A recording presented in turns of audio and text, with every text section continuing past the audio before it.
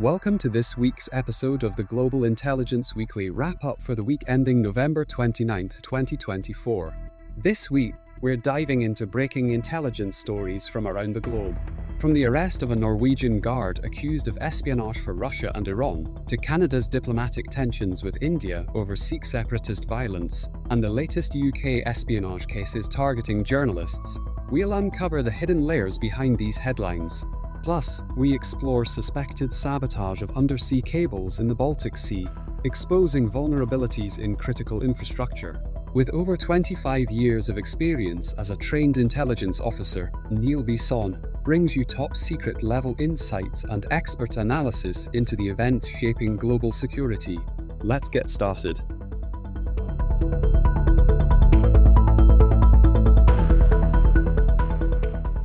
Hello, welcome back to the Global Intelligence Weekly Wrap-Up. I'm your host, Neil Bisson. There's been a lot of information out there this week in the media concerning some old-school style espionage and sabotage. So sit back and let me provide you the added analysis and insights to provide you with a better understanding of how what's happening in the international intrigue world is affecting you. Today's first news article takes us to a breaking story out of Norway, where a security guard at the US Embassy in Oslo was arrested on allegations of spying for Russia and Iran.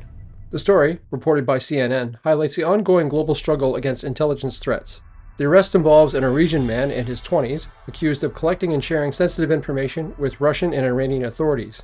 Norwegian intelligence services, the PST, allege that his actions amount to attempted aggravated intelligence activities against state secrets. This case underscores the persistent threat posed by espionage operations targeting Western institutions. Moscow and Tehran's involvement continues to raise concerns, as evidenced by covert actions, including an alleged assassination plot against President-elect Donald Trump and covert operations targeting cargo and passenger flights in Europe. From an intelligence perspective, this case demonstrates the critical vulnerabilities within trusted institutions. Even a security guard at a high-profile location like the US Embassy can pose a significant threat if compromised. Espionage activities by Russia and Iran are not new, but have grown increasingly sophisticated. Norway, a NATO member, has been a frequent target due to its strategic geopolitical position and its collaboration with Western intelligence allies. This arrest comes amid heightened scrutiny of foreign interference globally. For example, in recent months, Western officials have thwarted Iranian plots to harm dissidents abroad and Russia's attempts to influence democratic processes in various nations. Comparing this incidents to past espionage cases, it follows a familiar pattern: an insider exploited by adversaries to gain access to sensitive information. This situation reinforces the need for stringent vetting and robust counterintelligence measures. The suspect's lawyer stated that the client denies being a spy but admitted to sharing information. The lawyer's claims of his client's consenting to imprisonment while denying guilt may reflect a strategy to minimize sentencing. The PST's public confirmation of the arrest and the U.S. State Department's non-commentary highlight the delicate handling of intelligence breaches in public forums. Having worked in embassies and consulates, I can say that these incidences often have broader implications beyond the immediate case. Compromised individuals can serve as entry points for adversarial operations, jeopardizing not only the local intelligence but also allied nation security frameworks. This case of espionage involving the U.S. Embassy guard in Oslo serves as a reminder of the pervasive threats posed by adversarial intelligence operations. It underscores the need for continuous security vetting, robust counterintelligence, and international cooperation to address these challenges. Looking ahead, we can hopefully expect tighter security protocols and continued emphasis on monitoring inside the threats at sensitive institutions.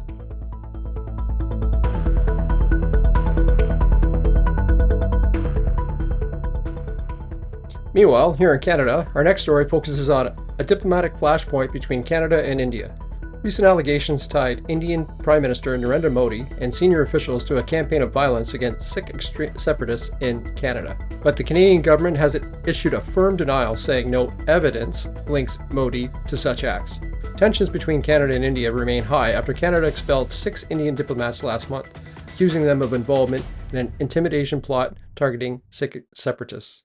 Ottawa claims that its evidence linking Indian agents to the 2023 killing of Hardeep Singh Nijjar, a prominent Sikh separatist leader, on Canadian soil. However, a recent statement from Natalie Drouin, the National Security and Intelligence Advisor to Prime Minister Justin Trudeau, clarified that Canada has no evidence implicating Modi, his foreign minister, or India's national security advisor Ajit Doval in any criminal activities in Canada. This denial contradicts reports suggesting that senior Indian officials, including Modi, were aware of the violent plots against Sikh separatists. From an intelligence standpoint, such allegations highlight the complex and sensitive nature of diplomatic intelligence sharing and the risks of geopolitical fallout from accusations without substantial proof. The controversy stems from the murder of Nijar, a Canadian citizen and vocal advocate for Khalistan, a proposed Sikh homeland carved out of Indian territory. India has labeled Sikh separatists as terrorists, accusing them of undermining its national security. This narrative clashes with Canada's stance, as it accommodates a large and politically active Sikh diaspora, the largest outside India's Punjab state. This is not the first time India has been accused of targeting dissidents abroad. Allegations of extraterritorial operations to suppress separatist movements have surfaced in other countries, including the UK and Australia, although concrete evidence has often been elusive. The Globe and Mail report suggested Canadian security agencies believed senior Indian officials were in the loop about the plots, escalating concerns about state-sponsored interference. Still, the Canadian government's denial underscores the importance of clear, credible evidence before making accusations with significant geopolitical implications. I had the opportunity to discuss this statement by the National Security and Intelligence Advisor on CTV News, and during the interview I explained that Durin, a former Deputy Minister of Justice and Deputy Attorney General, was clearly hanging her hat on the term evidence as opposed to information or intelligence. The Canadian government is most likely in possession of information acquired by technical intercept, human source, or allied intelligence partner that draws a direct line from the upper echelon of the Modi government to the actions of the Indian intelligence officer who was in charge of the assassinations of Nijar and the plot to assassinate American-Canadian Sikh activist Panoon. As the investigation into Nijar's murder unfolds, expect diplomatic relations between Canada and India to remain strained. These events also serve as a reminder of the intricate interplay between national security, intelligence operations, and international diplomacy.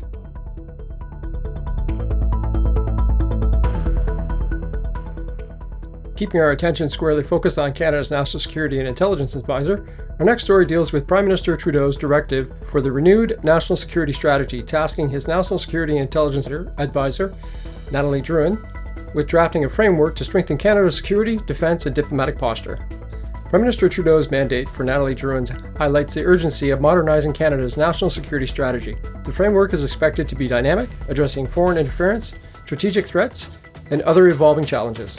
Trudeau emphasized the importance of ensuring actionable intelligence reaches decision-makers efficiently while improving transparency with Canadians. This directive signals a shift towards a proactive and comprehensive approach covering a wide array of concerns including foreign interference, climate change, and emerging technologies. It reflects a growing recognition that Canada must align its intelligence priorities with rapidly changing global threats. From an intelligence perspective, this strategy offers an opportunity to integrate national security efforts across all levels of government and with allied partners. However, it also raises questions about resource allocation, potential bureaucratic bottlenecks, and the effectiveness of public engagement in shaping security policy.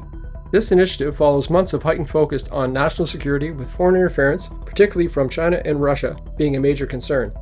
Canada has faced criticism for lagging behind its Five Eyes partners in addressing these threats with coordinated strategies. Comparatively, other nations have implemented similar periodic reviews to ensure their security frameworks remain adaptive.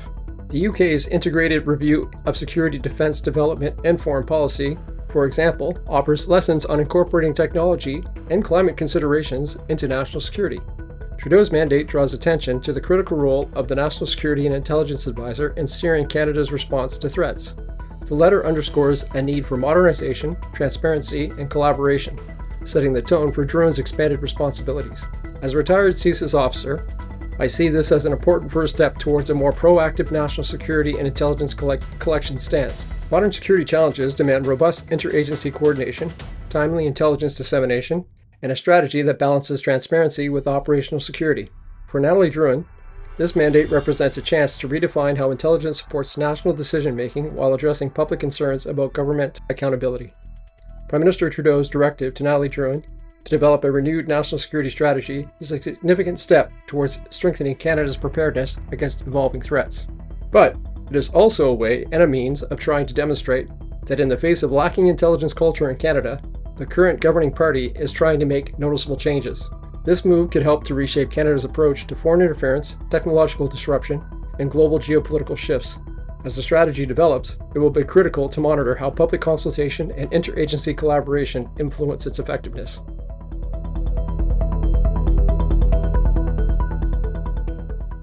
Our next story brings us to England, where we will be diving into a breaking story from the BBC entitled "Number 10 Dismisses Russian Spy Claims as Baseless." The developing situation involves allegations by Russia's FSB against a British diplomat, escalating tensions between the UK and Russia. Let's explore what's happening and why it matters. This week, Russia's Federal Security Service, or FSB, accused a British diplomat in Moscow of falsifying documents and conducting espionage. The diplomat has now been expelled, with Russia showcasing the accusation prominently on state-run media. The UK government, however, has called the claims malicious and baseless, reiterating its communication to protecting national interests. The accusation is part of a broader trend of heightened diplomatic expulsions and accusations since Russia's invasion of Ukraine in 2022. The UK's firm denial of these charges reflects a broader geopolitical struggle, where allegations of espionage are used not just for security purposes, but also as tools of propaganda and power projection. From an intelligence perspective, the tit-for-tat nature of the expulsions can erode diplomatic communications channels. This raises operational risks for intelligence agencies and complicates efforts to resolve broader tensions between these nations. Expulsions of diplomats between the UK and Russia have increased in frequency, with the latest move echoing earlier incidences. For example, earlier this year, Captain Adrian Kogel, a British military attaché, was also expelled on espionage charges, shortly after a Russian diplomat faced similar action in London.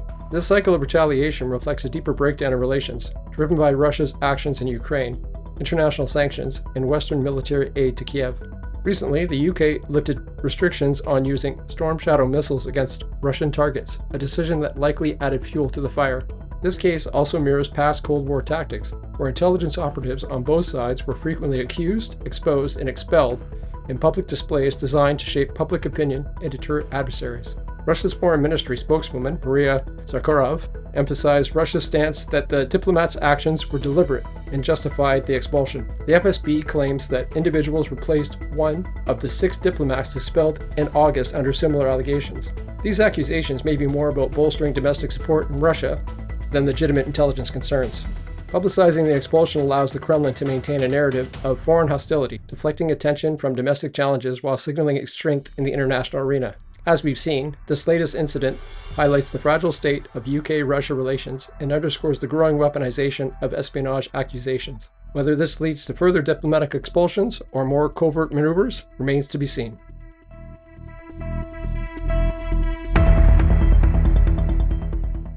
Staying with high-profile espionage in the UK, we turn to the conviction of Daniel Khalif, a former British soldier who spied for Iran.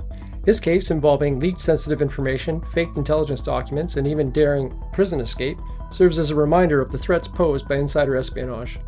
Daniel Khalif, formerly of the British Army's Royal Corps of Signals, was convicted this week on 2 counts of espionage for Iran. His actions included covertly gathering sensitive information, such as the names of Special Forces soldiers, and passing these to individuals he believes were Iranian intelligence agents. Khalif's story came to public attention during his dramatic escape from the HMP Woodsworth in 2023, where he strapped himself to the underside of a food delivery van. This act sparked a nationwide manhunt, but was only part of a larger espionage plot. One of the most troubling elements of this trial was evidence that Khalif created a document concerning Nazanin Zaghari Ratcliffe, a British-Iranian national then imprisoned in Iran. The fake document stated that the UK was unwilling to negotiate her release, potentially endangering her life and complicating diplomatic efforts. Khalif's case follows a troubling pattern of adversarial states exploiting individuals for sensitive information. His ability to infiltrate military systems and collect classified data highlights a significant insider threat, particularly when personal vulnerabilities or grievances, such as his frustration over the Iranian heritage blocking his career aspirations, are exploited. The espionage charges builds on Khalif's history of reckless and amateurish attempts to engage with British and Iranian intelligence officials. For instance, he contacted MI5 and MI6 to pitch himself as a double agent, despite his questionable loyalties. This case also underscores the evolving tactics of Iranian intelligence, which uses covert operatives and informal contacts to gather information critical to its political and geopolitical goals. Bethan David, head of the counterterrorism at the Crown Prosecution Service, said Khalif's actions could have endangered military personnel and undermined the UK's national security. Commander Dominic Murphy, of the Met's police counterterrorism unit emphasized the severity of these offenses, noting that such breaches would be met with the full force of the law. In my professional opinion, Khalif's mix of recklessness and opportunism demonstrates how even amateur operatives can cause significant harm. This case highlights the need for robust vetting processes and insider threat monitoring within military and intelligence communities. Daniel Khalif's conviction serves as a chilling reminder of the risk posed by insider threats. From his unauthorized collection of special forces data to his fabrication of intelligence documents, his actions jeopardize lives and undermine national security.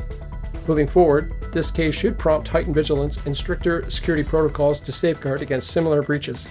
It also highlights the importance of addressing the personal vulnerabilities that adversarial states may exploit.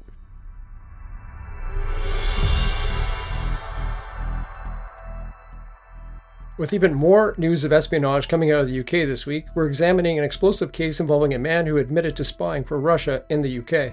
This case, reported by the BBC, reveals chilling details about espionage activities targeting journalists and dissidents, and the sophisticated methods used to gather intelligence for the Russian state.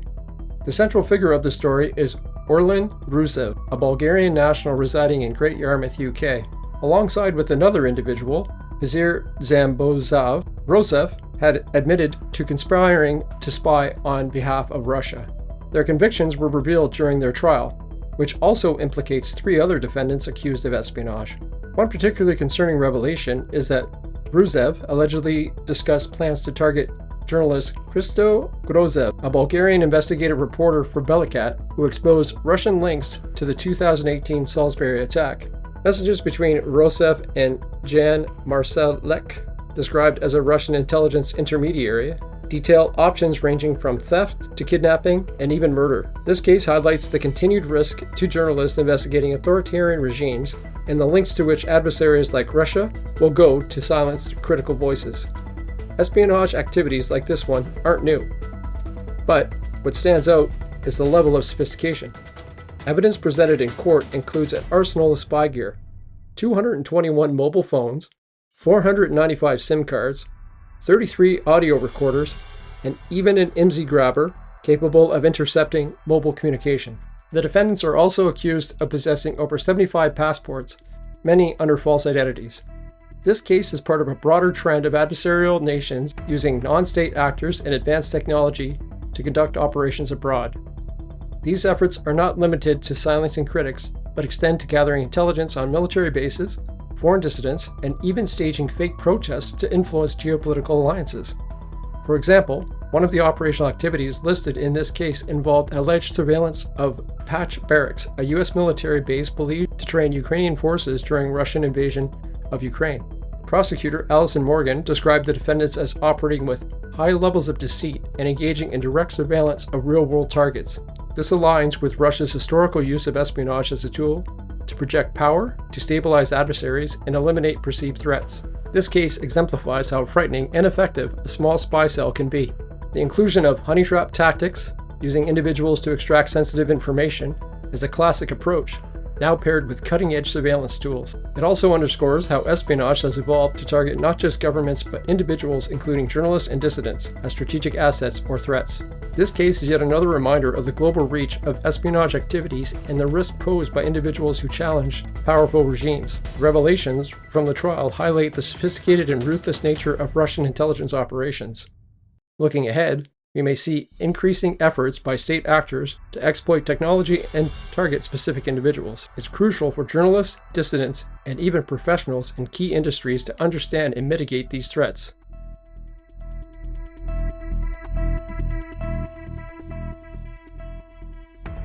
For our last story in this week's episode, we're diving into a developing story out of the Baltic Sea. Sweden's investigation into the suspected sabotage of 2 undersea cables and its request for cooperation from China.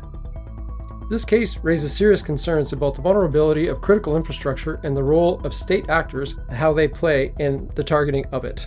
Last week, 2 fiber optic cables were severed in the Baltic Sea, one between Finland and Germany and the other between Sweden and Lithuania. Investigators suspected sabotage, and the Chinese vessel Yingping 3 is under scrutiny for its movements near the cables during the incidents. Swedish authorities have formally requested China's cooperation in the investigation, a move that underscores the seriousness of the situation.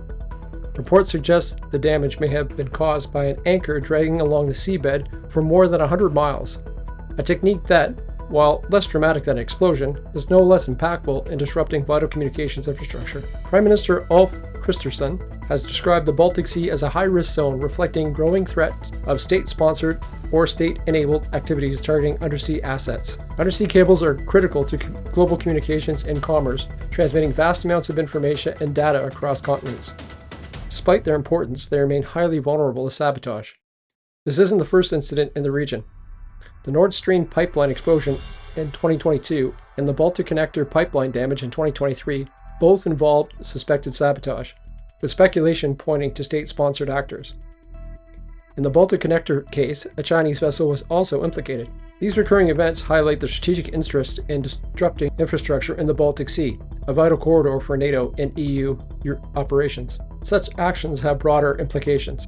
The severing of cables can isolate nations or organizations from crucial communication channels, disrupting financial systems, and even impacting military coordination. A senior researcher at NORSAR noted that the absence of seismic signals supports the theory that the anchor damage occurred rather than an explosion. Swedish authorities have emphasized that while they are cautious not to assign blame permanently, the investigation is being conducted with the utmost care. From my perspective, this incident aligns with the broader pattern of infrastructure sabotage used as a tool for strategic advantage. Whether it's a show of force or a covert operation, these acts serve to test international response capabilities and sow uncertainty among adversaries. If China's involvement is confirmed, it would further highlight Beijing's willingness to use unconventional methods to assert influence and gather intelligence in strategic regions. The suspected sabotage of undersea cables in the Baltic Sea highlights the vulnerabilities in this critical infrastructure. As state and non-state actors increasingly target these assets, nations must prioritize their protection. Moving forward, we'll need to watch how Sweden and its allies handle this case and whether cooperation from China sheds any light on the situation. This event also underscores the importance of multinational efforts to secure undersea infrastructure. Well, that's going to wrap it up for this week's episode. Don't forget, I also co-host Spies Like Us with my two friends, Al Tredenick and Phil Gursky, both retired intelligence professionals. It's like sitting in on a conversation at a bar where former spies talk about the latest in what's happening in the world of espionage. I would like to make a shout out to my friends at B-Sides, where last week I provided a presentation on data breaches and national security, how our adversaries weaponize stolen data. I discussed how China, Russia, and Iran are using state-sponsored hacking groups to target Canada and our Western allies, and what we can do to prevent being a victim of these groups. If you'd like to see the presentation, head over to my YouTube channel. I'll provide a link in the show notes. As always, the links to all the open sources stories discussed in this episode are also available in the show notes. Until next week, stay curious, stay informed, and stay safe.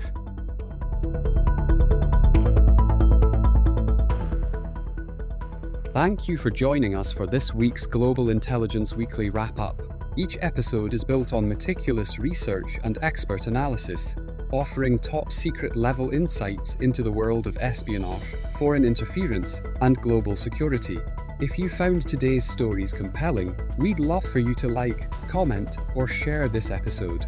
It helps us reach more listeners like you who value staying ahead in an increasingly complex world. Don't forget to explore our website, the Global Intelligence Knowledge Network, where you'll find additional resources, expert commentary, and insights into the topics that matter most. As Neil always says, stay curious, stay informed, and stay safe. We'll see you next week for more critical intelligence analysis. Thank you for being part of our engaged and informed network.